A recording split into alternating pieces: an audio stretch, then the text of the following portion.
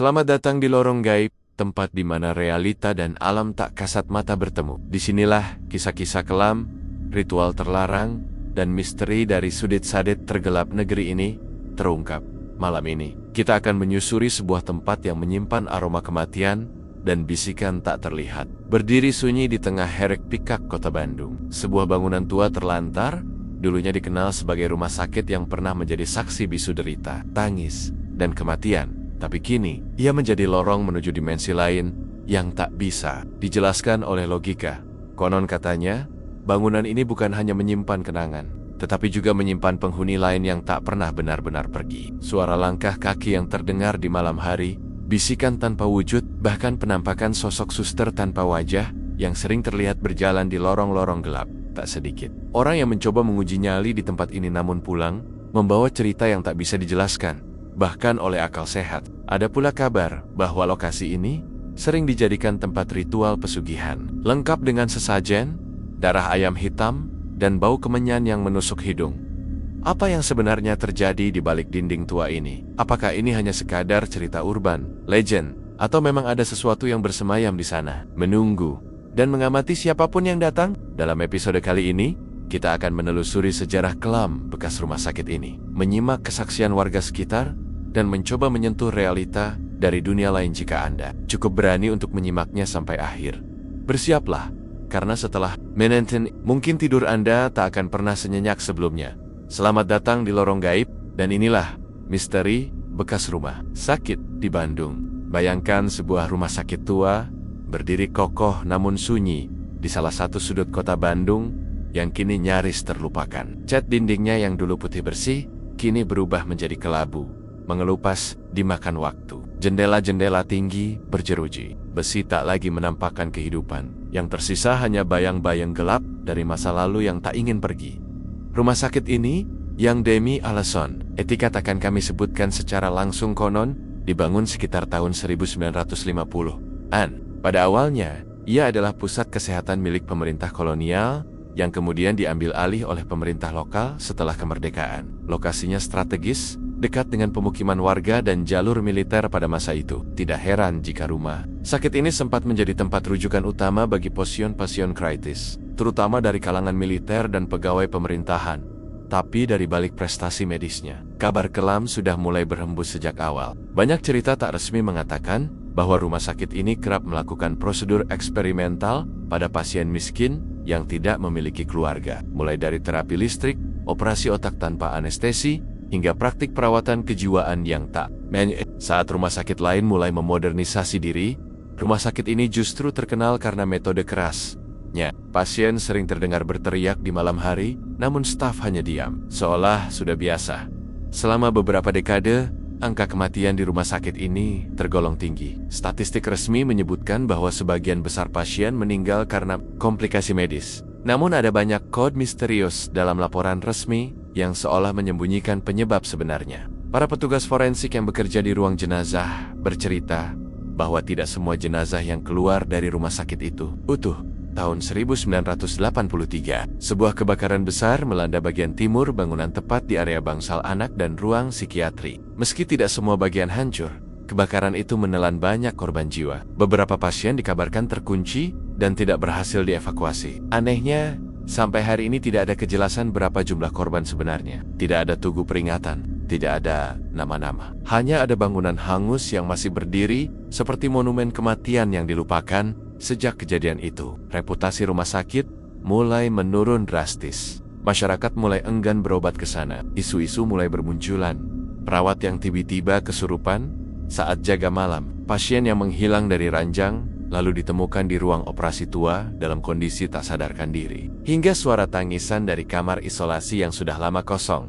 Tahun 1996, rumah sakit ini resmi ditutup. Alasan resminya, efisiensi anggaran dan pemusatan pelayanan kesehatan di tempat lain. Tapi warga sekitar tahu, itu bukan alasan sebenarnya. Banyak yang percaya bahwa bangunan itu sudah terkontaminasi oleh energi negatif. Bukan hanya karena trauma dan kematian yang terjadi di dalamnya, tapi juga karena aktivitas-aktivitas aneh yang kian menjadi setelah penutupan. Seorang penjaga malam terakhir rumah sakit pernah diwawancarai secara anonim. Ia berkata, Saya lebih takut setelah rumah sakit ditutup. Karena setelah tidak ada pasien, yang berkeliaran di lorong itu bukan manusia. Kini, bangunan itu dibiarkan kosong. Tanpa pelang resmi, tanpa pagar yang menghalangi. Hanya sekelumit, pita kuning tua yang sudah lusuh dan terkoyak angin. Namun meski kosong, rumah sakit ini seolah masih hidup. Rumput liar tumbuh tinggi di halaman, suara samar alat medis masih terdengar dari dalam. Dan malam-malam tertentu, bayangan seseorang terlihat berdiri di jendela lantai 2 padahal semua pintu terkunci dari luar. Ada yang bilang, rumah sakit ini menyimpan jiwa-jiwa yang belum tenang. Ada pula yang yakin bahwa tempat ini menjadi sarang energi gelap, bahkan portal ke dimensi lain. Tidak sedikit pula yang menduga lokasi ini sekarang digunakan sebagai tempat ritual pesugihan dan pemanggilan arwah. Terutama karena sering ditemukan sesajen dan lilin hitam di bagian belakang bangunan. Namun yang pasti, tempat ini bukan sekadar bangunan tua. Ia adalah saksi. Ia adalah penjara bagi kenangan yang tak bisa dihapus. Dan mungkin juga penjara bagi entitas yang tak ingin dilepaskan. Jadi, jika suatu saat kamu melewati bangunan tua di Bandung yang tampak seperti bekas rumah sakit, dan kamu merasa seolah ada mata yang memperhatikanmu dari balik kaca, maka saja kamu benar, karena rumah sakit ini tidak pernah benar-benar kosong. Rumah sakit itu kini sunyi. Sejak resmi ditutup tahun 1996, tak ada lagi suara langkah suster, roda ranjang pasien, atau alarm alat medis yang merongrong menandakan nyawa yang hampir terlepas.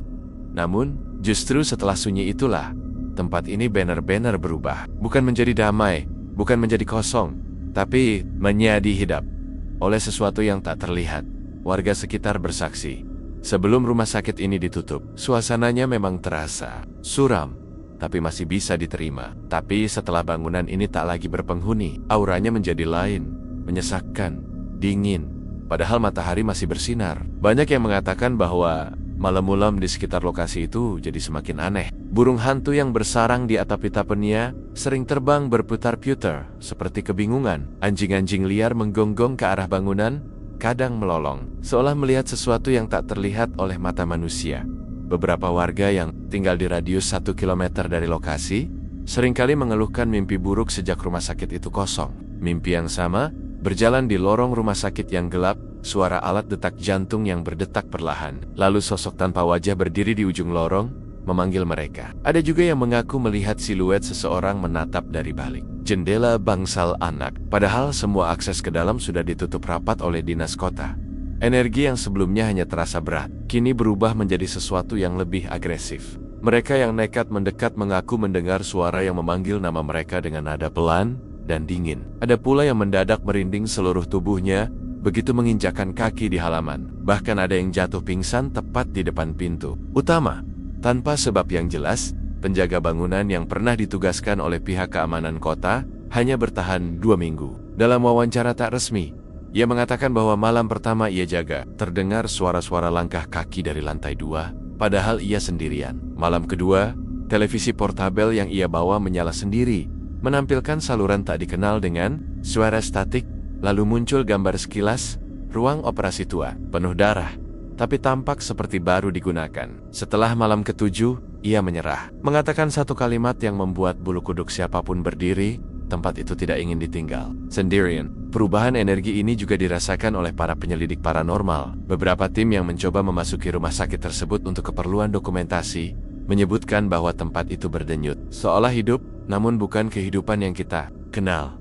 Salah satu anggota tim bahkan mengalami serangan panik mendadak saat memasuki ruang IGD lama. Ia menangis tanpa sebab, lalu jatuh lemas sambil bergumam, "Dia tidak ingin kita di sini." Banyak paranormal mengatakan bahwa tempat seperti ini, yang menyimpan trauma massal dan kematian dalam jumlah besar, akan menyerap energi tersebut seperti spons. Ketika tidak lagi digunakan, energi itu tidak menghilangi yang mengendap, berputar, lalu berubah menjadi entitas yang aktif. Entah itu residual seperti rekaman peristiwa, masa lalu yang terus berulang atau menjadi tempat bersemayam. Makhluk dari dimensi lain yang tertarik pada penderitaan manusia dalam kasus rumah sakit ini. Yang aneh adalah konsistensi dari pengalaman mistis yang dialami. Tidak hanya satu orang, bukan hanya satu waktu. Semua merasakan tekanan di dada. Semua mendengar bisikan. Semua melihat bayangan yang sama, muncul di lokasi yang sama, dan dengan pola yang sama.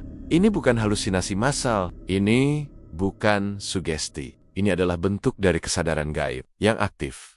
Warga sekitar pun akhirnya sepakat untuk tidak melewati jalan di depan rumah sakit saat malam tiba. Beberapa tukang ojek bahkan menolak antar jika ditujuannya melewati jalan tersebut di atas. Jam 11 malam.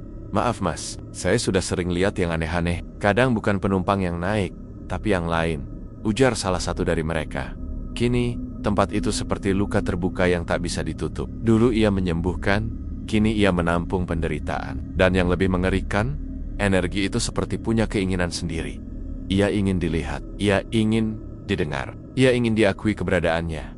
Banyak yang bertanya, kenapa rumah sakit itu tidak dirubuhkan saja? Mengapa tidak diubah menjadi taman kota atau bangunan baru? Jawabannya sederhana, namun tak masuk akal bagi logika. Setiap kali ada rencana pembongkaran, selalu ada kejadian ganjil.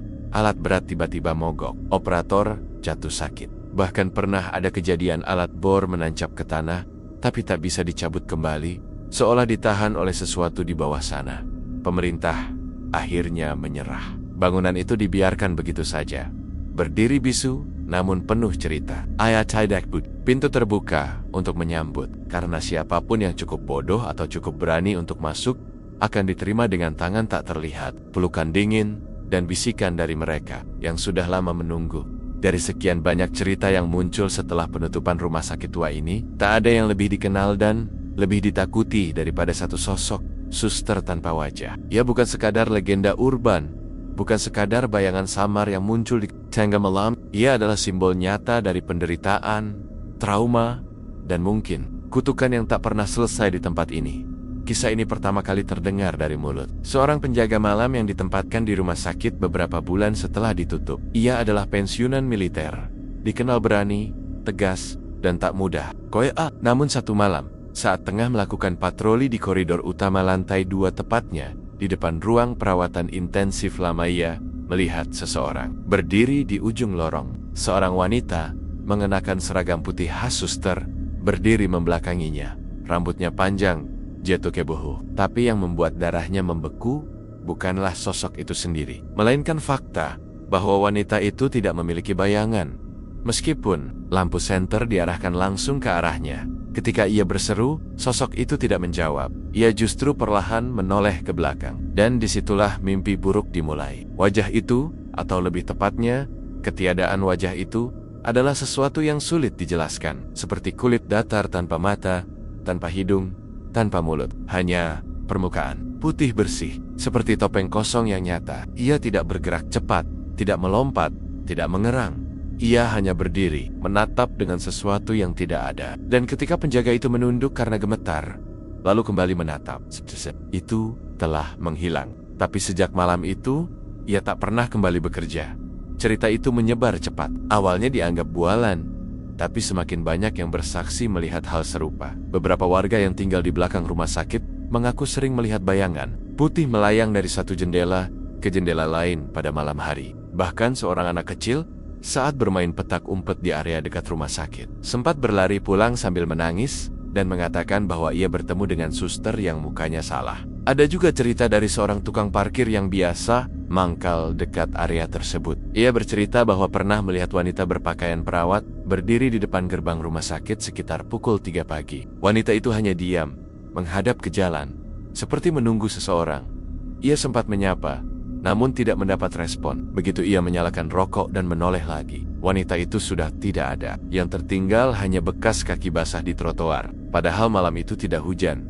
Yang menarik, kemunculan suster tanpa wajah ini selalu terjadi di area yang sama, lantai 2 rumah sakit, terutama di dekat ruang ICU, ruang isolasi, dan tangga darurat timur. Beberapa peneliti paranormal meyakini bahwa tempat itu dulunya adalah lokasi dengan jumlah kematian tertinggi selama masa operasional rumah sakit. Suster-suster yang bekerja di sana dulu sering lembur, merawat pasien-pasien dalam kondisi kritis, dan beberapa dari mereka bahkan kehilangan nyawa karena tertular penyakit menular atau kelelahan parah. Salah satu legenda yang paling menyeramkan menyebutkan bahwa suster tanpa wajah ini dulunya adalah seorang perawat muda bernama Ratna yang wafat dalam keadaan tidak wajar. Ia meninggal karena overwork setelah 3 hari 3 malam menjaga pasien tanpa istirahat, lalu kolaps dan dinyatakan meninggal karena gagal jantung. Namun banyak yang menduga ia dipaksa bekerja karena kekurangan staf saat masa darurat. Dan manajemen rumah sakit menutup-nutupi penyebab kematiannya. Konon, arwahnya tidak terima dan masih bekerja hingga hari ini. Beberapa paranormal mencoba melakukan komunikasi melalui metode mediumisasi dan alat pendeteksi energi. Salah satu hasil rekaman FC Electronic Voice Phenomena menangkap suara samar seorang wanita berkata, "Aku belum selesai." Diikuti dengan suara jantung berdetak seperti dari monitor medis. Menyeramkannya, suara itu terekam di ruangan yang seharusnya tidak memiliki listrik dan tidak memiliki alat medis aktif sejak bertahun-tahun. Beberapa pengunjung yang nekat masuk ke dalam area rumah sakit entah karena tantangan, konten, atau rasa ingin tahu juga pernah mengalami gangguan langsung. Salah satu YouTuber yang tidak ingin disebutkan namanya mengaku kerasukan di lorong lantai 2. Tubuhnya gemetar hebat, matanya menatap kosong, dan ia hanya berkata satu kalimat, "Mana wajahku, mana wajahku?" Gangguan ini tidak hanya terjadi saat berada di lokasi. Beberapa korban mengaku dibuntuti oleh mimpi buruk, bahkan setelah pulang. Mereka bermimpi berjalan di lorong rumah sakit, melihat suster tanpa wajah memegang cermin, dan memaksa mereka untuk melihat pantulan diri sendiri yang perlahan menghilang. Pertanyaannya kini adalah, apakah suster tanpa wajah ini adalah roh penasaran yang terjebak dalam siklus tugasnya? Atau apakah ia adalah representasi dari penderitaan kolektif semua perawat yang pernah dilupakan, dipaksa, dan diperas kemanusiaannya oleh sistem yang tak peduli? Satu hal yang pasti, siapapun dia dan apapun ia sekarang, suster itu masih berada di sana, diam di lorong lantai 2, berjalan lambat tanpa suara, mencari wajahnya yang hilang. Atau mungkin, setiap rumah sakit pasti punya ruang operasi, tempat di mana batas antara hidup dan mati menjadi sangat tipis. Tapi di rumah sakit ini, ruang operasinya menyimpan sesuatu yang jauh lebih kelam daripada sekadar kisah medis. Ini bukan ruang penyembuhan, ini adalah ruang penderitaan. Dan konon, sampai hari ini, ruang itu masih berdarah. Letaknya berada di lantai 1 sayap timur, di balik lorong sempit, dengan cat yang mengelupas dan bau formalin yang anehnya masih menusuk hingga kini. Sejak penutupan rumah sakit pada tahun 1996, ruang ini sudah tidak digunakan. Tapi yang terjadi justru lebih aneh. Peralatan di dalamnya tak pernah benar-benar rusak. Lampu operasi tua, meski tak dialiri listrik, terkadang berkedip sendiri. Logam bedah yang berkarat masih tampak seperti baru digunakan. Bahkan, ada kesaksian dari penjelajah urban yang mengaku melihat bekas darah segar menetes dari sisi meja, meski tidak ada seorang pun yang masuk sebelumnya. Cerita-cerita aneh tentang ruang operasi ini bukan hal baru. Bahkan, ketika rumah sakit masih aktif, ruangan ini sudah sering jadi bahan bisik-bisik. Banyak pasien yang masuk dengan keluhan biasa, namun keluar dalam kantong mayat. Statistik mencurigakan ini sempat menjadi bahan penyelidikan internal, tapi tidak pernah dibuka ke publik. Beberapa ex-karyawan bahkan percaya bahwa ruang ini digunakan untuk eksperimen medis yang tak berizin, operasi otak tanpa anestesi, pengambilan organ secara diam-diam, hingga tindakan keji terhadap pasien gangguan jiwa.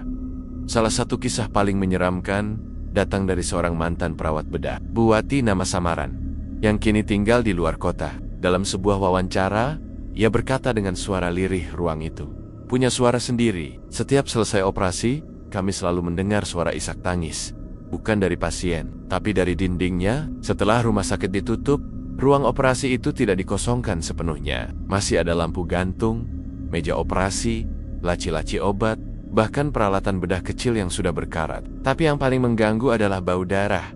Bukan bau besi tua, bukan bau jamur lembab, tapi bau darah segar yang muncul setiap malam Jumat Kliwon menurut warga sekitar, penjelajah urban, dan tim-tim pemburu hantu yang mencoba masuk ke dalam. Semuanya mengalami gangguan yang sama, merasakan dingin ekstrim meskipun suhu luar ruangan panas. Kamera mereka sering mati total begitu masuk ke dalam ruangan, atau hasil rekamannya dipenuhi gangguan, suara aneh seperti denting logam, jeritan kecil, dan suara langkah kaki. Padahal mereka sendirian. Salah satu rekaman paling terkenal menunjukkan sesosok bayangan bergerak cepat di balik lampu gantung, disertai bunyi seperti alat bedah jatuh ke lantai. Padahal tak ada siapapun di ruangan itu saat direkam. Dalam investigasi lanjutan, ditemukan bekas goresan kuku di sisi meja operasi, panjang, dalam, seperti seseorang berusaha bangkit atau melarikan diri dalam kondisi tak sadar.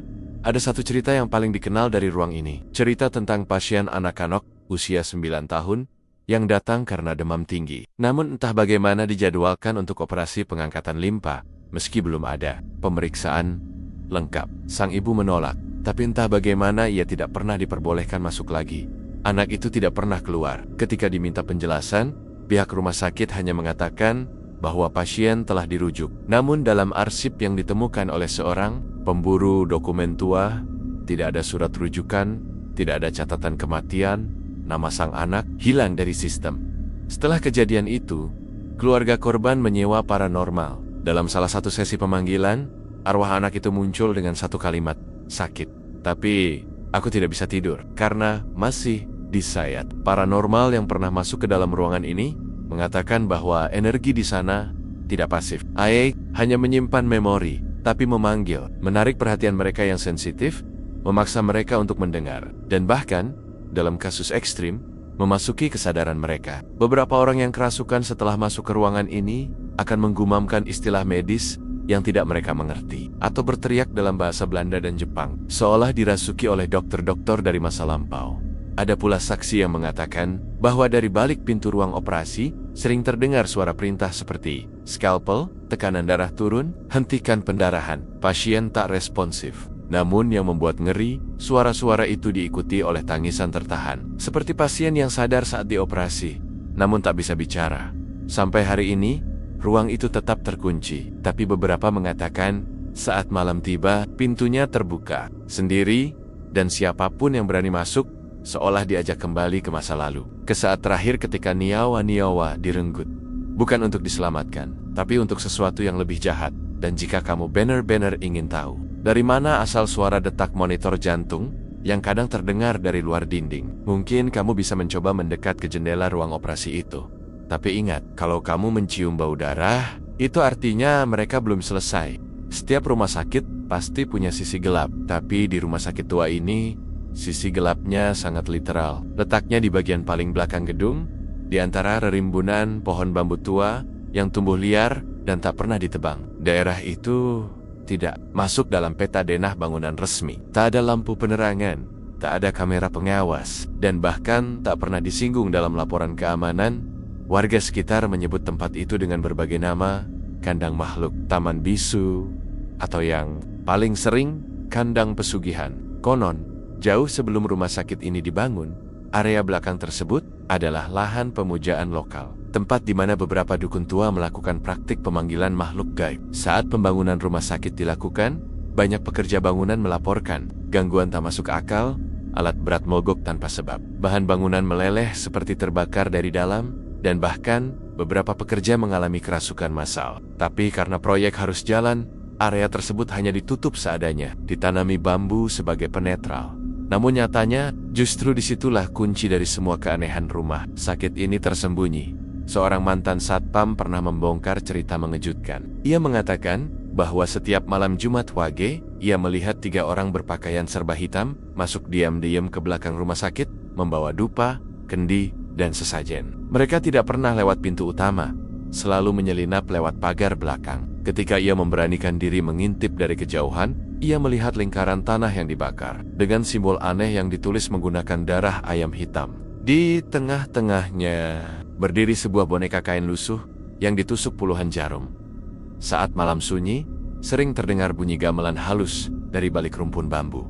Tidak keras, tidak riuh, hanya dentingan kecil yang mengiringi bau dupa terbakar. Kadang disusul suara wanita menyanyi dengan bahasa yang tak dikenal. Paranormal meyakini bahwa suara itu bukan dari manusia, melainkan suara makhluk yang dipanggil dalam ritual pesugihan jenis jimat tumbal. Menurut cerita Turen Teimuron, rumah sakit ini dijadikan tumbal oleh oknum petinggi tertentu agar selalu penuh pasien, agar bisnis kematian tetap berjalan. Mereka percaya, selama sesajen dan darah masih mengalir, aliran uang dan kekuasaan tidak akan berhenti. Dan memang, anehnya, meski banyak yang takut dan mendengar kisah seram, rumah sakit ini dulunya tidak pernah sepi pasien. Bahkan pasien sering menunggu antrean operasi hingga berhari-hari. Beberapa dokter senior punya reputasi tidak masuk akal, kayak mendodok, membuka klinik sendiri, dan menghilang tanpa jejak setelah rumah sakit ditutup.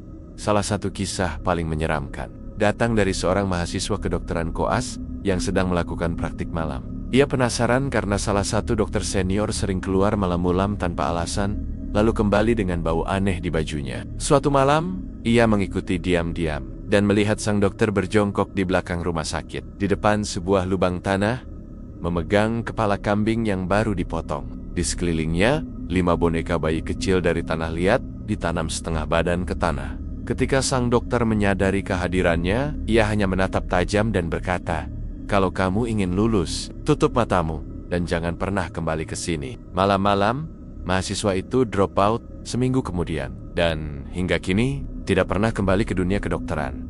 Beberapa warga juga mengaku pernah melihat bayangan hitam setinggi 2 meter muncul dari balik rumpun bambu, melayang rendah dengan mata merah membara. Ada yang percaya itu adalah sosok penjaga tumbal, makhluk tak bernama yang dikaitkan dengan lelembut pesugihan. Makhluk ini tidak berbicara, tidak menyerang, tapi hanya berdiri di kejauhan, mengawasi siapa saja yang terlalu dekat dengan rahasia. Pada tahun 2003, seorang YouTuber lokal nekat menyusup dan membuat vlog ritual di area belakang. Videonya hanya sempat tayang 6 jam sebelum dihapus, karena konten tak dapat dijelaskan. Dalam salah satu cuplikan, terdengar suara perempuan berbisik, "Bayarnya nyawa, bukan uang." Yang lebih mengerikan, 2 hari setelah vlog itu viral, si YouTuber mengalami kecelakaan tunggal dan meninggal di tempat. Mobilnya terbakar, tapi telepon genggamnya utuh, dengan file video hilang total. Paranormal yang datang ke lokasi mendeteksi lubang dimensi kecil di bawah rumpun bambu, semacam portal energi negatif yang masih aktif, walau rumah sakit sudah lama tutup. Menurut mereka, selama ritual terus dilakukan secara sembunyi-sembunyi, makhluk di dalamnya tidak akan pergi. Bahkan bisa jadi semakin kuat karena haus akan tumbal baru. Kini area belakang itu dipagari seng tinggi, tapi anehnya, warga sering melihat bekas dupa masih menyala di pagi hari. Dan di tanah, masih terlihat jejak kaki telanjang yang berjalan mundur. Jadi jika suatu malam kamu berjalan melewati rumah sakit tua ini dan mencium bau kemenyan, serta mendengar suara gamelan dari balik bambu, jangan menoleh, jangan dekati, dan jangan pernah bertanya, siapa yang ada di sana? Karena mereka mungkin justru sedang memanggil kamu sebagai tumbal berikutnya. Namanya Bu Rukmini.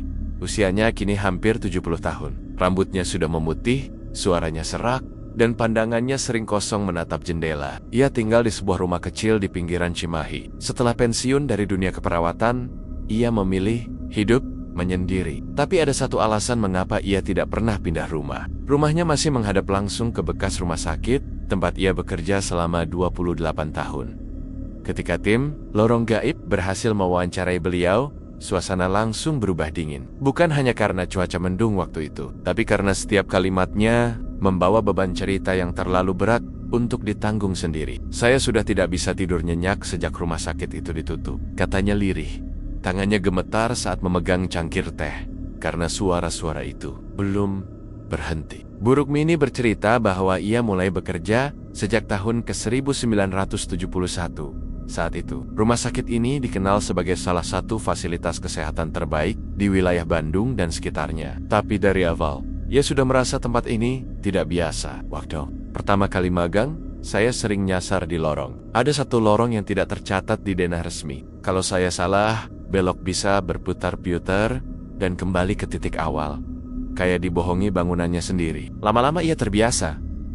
Tapi gangguan itu tidak pernah benar-benar hilang. Di ruang perawatan malam hari, ia sering melihat bayangan putih lewat cepat atau mendengar suara pasien memanggil. Padahal semua ruangan kosong. Pernah suatu malam, seorang pasien yang sudah meninggal beberapa jam sebelumnya terlihat duduk di ujung tempat tidur, menatap lurus ke jendela.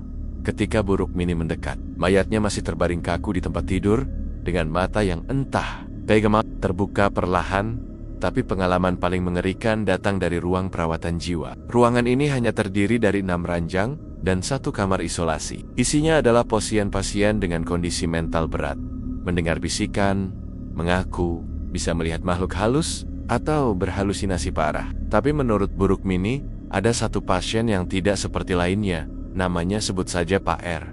Beliau bukan gila, beliau kerasukan.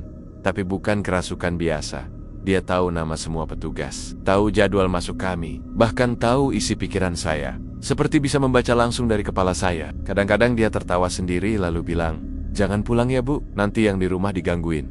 Dan benar, malam itu saya mimpi anak saya dicekik makhluk hitam besar. Pasien itu suatu malam menghilang, tidak melalui pintu, tidak meninggalkan jejak.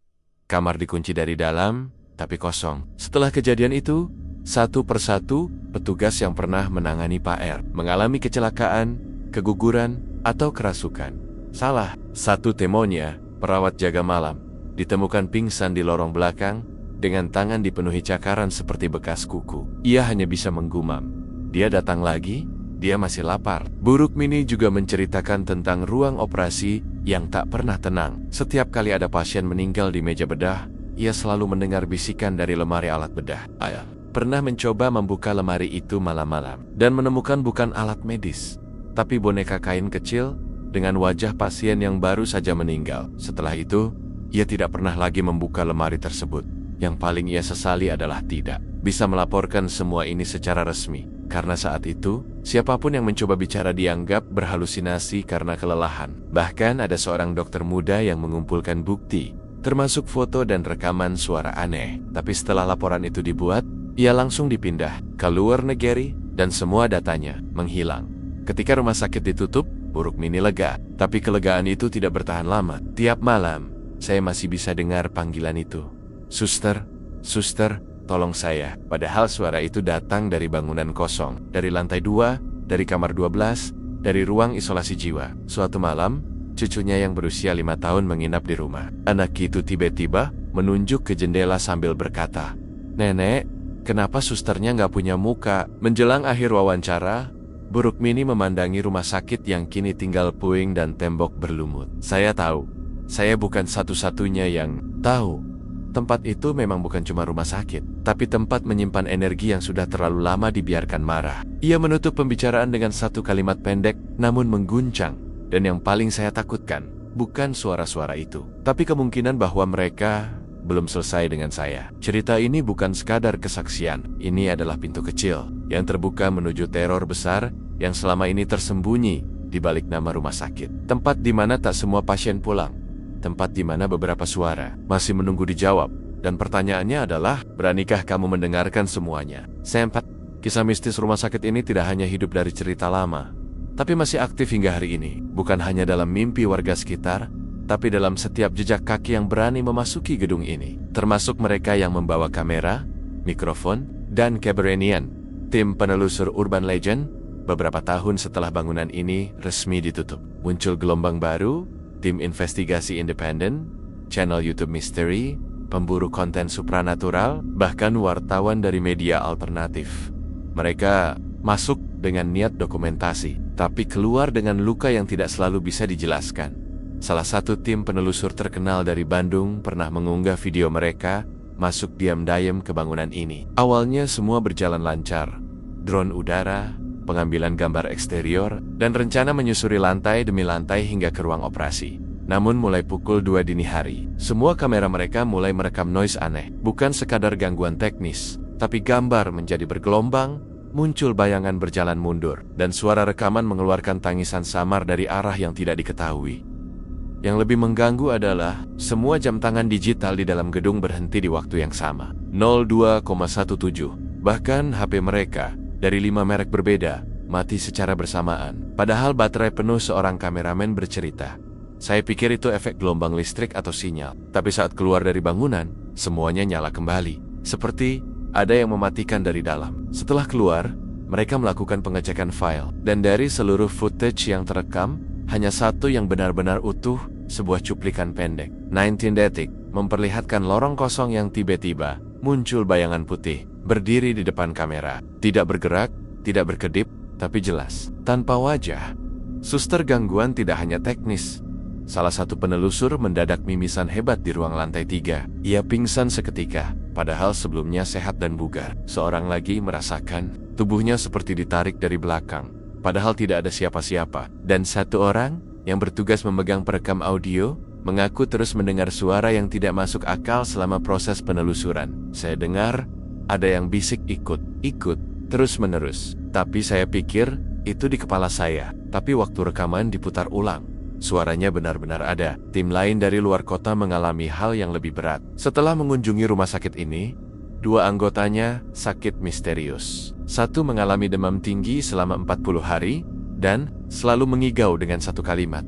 Mereka belum selesai. Mereka belum selesai. Yang lainnya mimpi buruk terus-menerus, bertemu anak kecil dengan tangan penuh darah, yang selalu bertanya, "Sudah kamu ganti aku?" Keduanya akhirnya mengundurkan diri dari dunia penelusuran mistis, dan channel mereka, yang sebelumnya aktif, menghilang dari YouTube tanpa peringatan beberapa. Spiritualis yang ikut mendampingi penelusuran mengatakan bahwa tempat ini bukan sekadar berhantu, tapi ada entitas penjaga yang anti-expose, yang tidak suka direkam, dan akan membuat siapapun yang mencoba menyebarkan gambarnya mengalami gangguan, baik teknis maupun psikis. Beberapa efeknya bahkan muncul jauh setelah penelusuran selesai. Kamera rusak total dan tidak bisa diperbaiki. File digital terhapus secara otomatis. Penyakit mendadak tanpa penyebab klinis. Dan kemunculan sosok perempuan dalam cermin selama seminggu berturut-turut. Salah satu tim dokumenter pernah mencoba mengabadikan momen melalui kamera film analog. Saat film dicuci, hampir seluruhnya kosong, kecuali satu gambar. Sebuah bangsal tua, dan bayangan seorang perawat dengan tubuh setengah terbakar berdiri di pojok. Masalahnya adalah, tidak ada siapapun di ruangan itu saat foto diambil Seoke itu. Banyak tim akhirnya memutuskan untuk tidak lagi mengekspos rumah sakit ini. Beberapa menyebutkan tempat ini sebagai zona hitam, tempat di mana kamera tidak berfungsi, suara tidak terdengar jelas, dan kehadiran manusia dianggap sebagai gangguan. Karena yang tinggal di sana sekarang bukan ingin dilihat, tapi ingin ditinggalkan. Maka jika kamu adalah tim dokumenter, penelusur konten mistis, atau hanya penonton yang penasaran, ingat satu hal, ada tempat yang bukan untuk ditelusuri, ada sosok yang bukan untuk difilmkan, dan ada energi yang tidak pernah ingin dibawa pulang. Lorong gaib mengingatkanmu, berani melihat, berarti siap menjadi bagian dari apa yang kamu lihat, dan tidak semua yang terekam. Bisa banyak rumah sakit besar memiliki basement, tapi tidak semua basement memiliki lorong yang bahkan petugas sendiri tidak tahu pasti ujungnya di mana. Begitulah awal dari misteri lorong bawah tanah rumah sakit ini. Tidak tercatat dalam denah bangunan, tidak dibahas dalam pelatihan, tapi hampir setiap petugas yang pernah bekerja malam di bangsal belakang tahu. Ada satu pintu besi di balik lemari penyimpanan linen, yang selalu tertutup rapat dan terkunci dari dalam. Pintu itu berada di area yang kini sudah hancur tertutup reruntuhan. Tapi dahulu, hanya beberapa orang yang tahu kuncinya. Salah satunya adalah kepala bagian logistik, Pak Sumarna, yang kini sudah almarhum. Sebelum meninggal, Pak Sumarna sempat memberikan kesaksian mengejutkan kepada seorang jurnalis investigasi. Lorong itu bukan untuk penyimpanan, bukan juga saluran evakuasi, tapi untuk menyembunyikan sesuatu. Konon, lorong itu dibangun bersamaan dengan rumah sakit pada awal tahun 1960-an, tetapi bukan oleh kontraktor sipil biasa. Beberapa sumber mengatakan ada keterlibatan militer dan entitas spiritual lokal dalam pembangunannya. Fungsinya tidak pernah diumumkan secara resmi. Tapi yang pasti, lorong itu dingin, sempit, dan baunya seperti besi berkarat bercampur darah. Lama, beberapa mantan pegawai mengaku pernah masuk ke sana entah karena iseng, disuruh atasan, atau dalam keadaan tak sadar. Dan semuanya kembali dengan trauma yang tidak bisa dijelaskan. Seorang cleaning service wanita paruh baya pernah ditemukan terduduk di dekat pintu besi. Menggigil, mulutnya menggumam kalimat yang tidak bisa dimengerti. Ketika akhirnya sadar, ia berkata, "Saya melihat bayi, tapi bukan bayi manusia." Mereka menggeliat dan menangis tanpa suara. Salah satu kisah paling mengerikan datang dari sekelompok mahasiswa kedokteran yang melakukan praktik jaga malam dan tertantang untuk menyusuri lorong tersebut. Mereka membuka paksa pintunya menggunakan linggis. Kamera mereka merekam lorong sempit yang dindingnya penuh goresan seperti cakaran. Setelah sekitar 30 meter, mereka menemukan ruangan kecil dengan meja operasi tua dan beberapa topeng kayu yang menggantung di langit-langit. Namun yang paling aneh adalah lukisan di dindingnya terlihat seperti anak-anak sedang berdoa mengelilingi sesuatu yang dibungkus kain putih yang terlihat bernafas. Video itu hanya tersisa sebagian, sisanya hilang. Salah satu dari mereka keluar rumah sakit sambil meracau dan hingga hari ini masih dirawat di rumah sakit jiwa. Yang lainnya tidak pernah muncul lagi. Hanya sepatu kirinya yang ditemukan di ujung lorong, penuh lumpur dan darah kering. Beberapa paranormal yang mencoba memetakan energi tempat itu mengatakan bahwa lorong tersebut terhubung dengan ruang dimensi lain dan sempat digunakan sebagai ruang pemindahan energi, dalam artian tempat mentransfer nyawa atau keberuntungan dari satu makhluk ke makhluk lainnya. Bahkan ada dugaan lorong tersebut digunakan untuk ritual pemindahan tumbal, dengan objek korban dibius dan dikurung di sana sebelum diberikan kepada entitas pesugihan. Makhluk-makhluk penjaga lorong ini tidak muncul di kamera, tapi muncul dalam mimpi. Salah satu mantan dokter anestesi mengaku selalu mimpi berjalan di lorong itu selama 7 malam berturut-turut. Dalam mimpinya, ia membawa senter kecil yang hanya menyala sebagian. Di akhir lorong, ada sebuah kaca besar yang menunjukkan dirinya sedang dioperasi oleh dirinya sendiri. Kini, area pintu besi sudah tertutup reruntuhan. Tapi menurut warga sekitar, mereka masih sering melihat cahaya samar dari balik tembok belakang, seperti obor kecil yang menyala, padahal listrik di gedung itu sudah lama mati. Suara seperti roda logam yang berputar, rantai diseret, atau sesekali suara tangisan yang berasal dari dalam tanah. Mereka percaya, lorong itu belum benar-benar tertutup, hanya disegel. Dan seperti semua segel spiritual, jika keyakinan manusia mulai melemah, segel itu bisa retak, bahkan pecah. Jangan pernah coba membuka pintu besi itu, kata salah satu satpam senior sebelum pensiun. Karena kalau sampai kalian membangunkan yang di dalamnya, bukan hanya kalian yang akan hilang, tapi seluruh tempat ini bisa ikut lenyap. Sampai hari ini, tak ada yang tahu pasti apa yang sebenarnya ada di ujung lorong tersebut. Hanya ada cerita, desas-desus, dan teror yang terus muncul dari balik tanah. Jadi kalau kamu sedang berada di tempat ini dan melihat lantai yang sedikit retak di dekat ruangan penyimpanan, dan dari dalamnya muncul bau besi, bau kemenyan, dan suara lirih, larilah, karena kamu mungkin sudah terlalu dekat dengan lorong yang tidak pernah ingin ditemukan. Setelah rumah sakit itu ditutup, banyak orang mengira semuanya akan berakhir. Lorong-lorong kosong dibiarkan ditelan debu. Ruangan operasi terkunci selamanya. Jendela pecah digantikan ilalang yang tumbuh liar.